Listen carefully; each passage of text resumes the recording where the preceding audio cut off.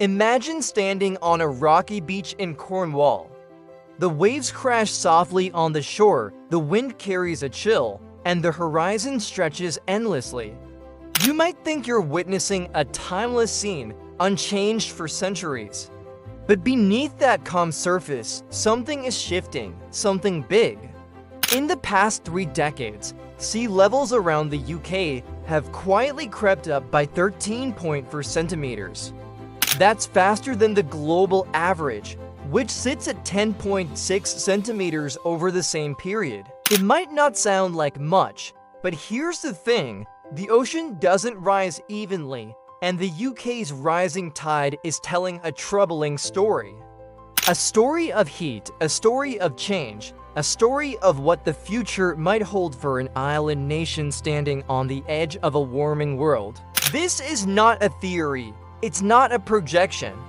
It's observation, hard evidence, and it's all laid out in the UK's 2024 State of the Climate Report, a massive study led by the Met Office, the National Oceanography Centre, and several other key institutions. These aren't alarmists or activists. These are scientists, people who spend their lives tracking changes in temperature, moisture, ocean currents, and weather systems, and what they've found is sobering. Let's start with the sea. For most of the 20th century, the UK's sea level rise tracked closely with the global average. But in the last 30 years, something changed. Dr. Svetlana Ajevryeva, one of the lead researchers on the report, noted that this is the first time the UK's sea level rise has been officially recorded as exceeding the global rate. Why this sudden shift? Well, several factors might be at play. One of the most important is ocean warming. As the planet heats up, seawater expands. That alone contributes to rising sea levels. Add to that the melting of glaciers and polar ice sheets, and you have a global problem. But in the UK, it's compounded by geography. The British Isles sit next to the North Atlantic, a part of the ocean that has seen repeated marine heat waves in recent years. These heat waves can drive local sea levels even higher. Combine that with the UK's shallow coastal waters and shifting currents, and you begin to understand why this small island is rising, not just figuratively, but literally above the global trend. But the sea is only part of the story. Let's talk about heat. Remember the summer of 2022? Maybe you recall the day Heathrow Airport hit 40.3 degrees Celsius, the hottest temperature ever recorded in the UK. People were stunned, train lines buckled, roads melted. Fires broke out in suburban neighborhoods. It felt like a glimpse of the future. Fast forward just a few years, and now those kinds of days aren't exceptional anymore. They're becoming normal. According to the climate report, the number of very hot days in the UK has quadrupled over the last decade. That's not a minor uptick, that's a seismic shift. A very hot day is defined as being at least 10 degrees Celsius above the long-term average between 1961 and 1990. That means temperatures that used to be once in a decade are now showing up every summer, sometimes multiple times. And then there's the rain. Between 2015 and 2024, the UK's winters were, on average, 16% wetter than they were in the late 20th century. That's not just a drizzle. That's storms, floods, and prolonged periods of damp that affect everything from public transport to agriculture to mental health. And why is it happening? Because warmer air holds more moisture. That moisture doesn't just sit there, it comes down, hard and fast. And when it does, it overwhelms drainage systems, erodes river banks, and turns quiet streams into raging torrents. This isn't just weather, it's climate. And it's changing rapidly. Mike Kendon, the Met Office climate scientist who led the report, put it simply, it's very clear that our climate is changing right now. He warns that what we consider extreme today, scorching heat, sudden downpours, wild temperature swings will become normal in just a few decades. Hot years now will be average by 2050, and by the end of the century, they might even feel cool. It's a chilling thought, or rather, a warming one. And here's where it gets personal. Just last month, England recorded its hottest June ever. That came right after the sunniest and warmest spring ever documented in the UK. And now, yet again, the country is in the grip of another warm spell.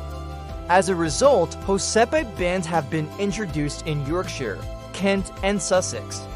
People are being told to limit their water use, not because we lack the infrastructure, but because nature can't keep up. Wildfires are no longer just a Californian problem.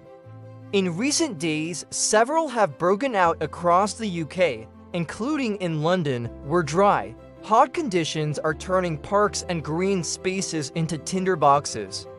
The London Fire Brigade has warned about an increased risk of vegetation fires, and the images coming out of these blazes look more like scenes from Australia or Southern Europe than suburban Britain. Even the natural world is feeling the heat, quite literally.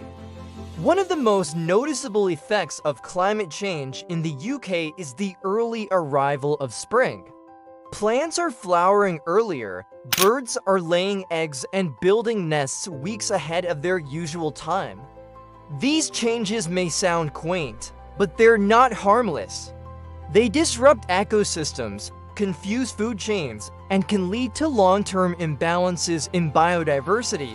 So what happens next? Well, that depends on us. Sea level rise is not going to reverse.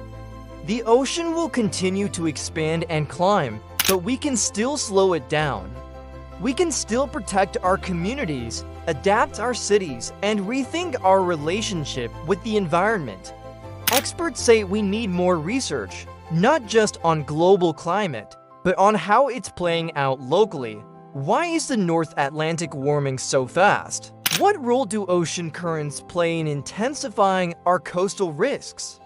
How do we protect low-lying towns, ports, and historic coastlines from erosion and flood? And of course, we need action from governments, from industries, and from individuals. Climate resilience means building better flood defenses, investing in green energy, supporting climate-friendly policies, and, perhaps most importantly, changing the way we think about the environment. As Energy Security Secretary Ed Miliband recently said, the science is clear. Extreme weather is getting more frequent and intense. The UK government claims it is taking action on the climate and nature crisis. But for many experts, it's not enough, not yet. So if you're sitting there wondering, what can I do? Here's the truth, awareness is step one. Sharing this information matters, talking about it matters. Voting with the climate in mind matters, and yes, even small lifestyle changes add up. Because the sea is rising, the heat is climbing, and the storms are coming. But we're not powerless. We still have time to steer the future in a better direction. One choice, one community, one policy at a time. If this story moved you, please consider subscribing to our channel. We bring you real, evidence-based stories about climate change and the world we all share. Share this video with someone who needs to hear the truth, not the headlines, but the real picture. And in the comments, tell us, what changes have you noticed in your area? Is your town hotter, wetter, more unpredictable? Let's have a conversation, because the future is closer than we think. And together, we can still shape it.